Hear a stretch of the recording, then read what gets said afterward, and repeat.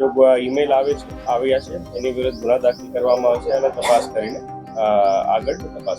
હવે તો પહેલે ગાંધીનગર પોલીસ ગુના દાખલ કરશે, પછી ડીજી સાહેબ નક્કી કરશે કે કઈ એજન્સી સાથે જોડશે. આ જીમેલ આઈડીથી આ ઈમેલ આવ્યા છે અને આમાં મેઇન ગાંધીનગર વિધાનસભા ઉપર બોમ્બ બ્લાસ્ટની ધમકી પડે છે. આ અંગ્રેજી ભાષામાં છે. પૂરો ઈમેલ અને અંગ્રેજી ભાષામાં લખેલું છે.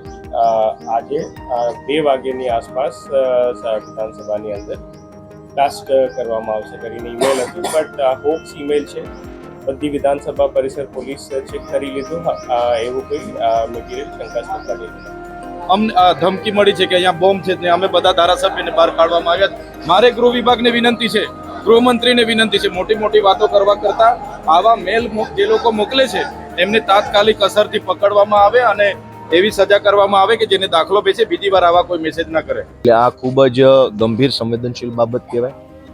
ગુજરાતની વિધાનસભાને પણ જો બોમ્બની ધમકીઓ મળે તો એ મને એવું લાગે છે કે અત્યંત ગંભીર બાબત છે. એની ઉપર સરકારે કડક પગલાં લઈ અને જે કોઈ આવારા તત્વોએ આવું કામ કર્યું હોય અથવા તો ખરેખર કોઈ આતંકવાદી સંગઠનો આની અંદર જોડાયેલા હોય તો તાત્કાલિક એની ઉપર પગલાં લઈ અને બીજી વાર કોઈ આવી ખોટી ધમકીઓ મારવાની હિંમત ન કરે એવું કામ કરવું જોઈએ.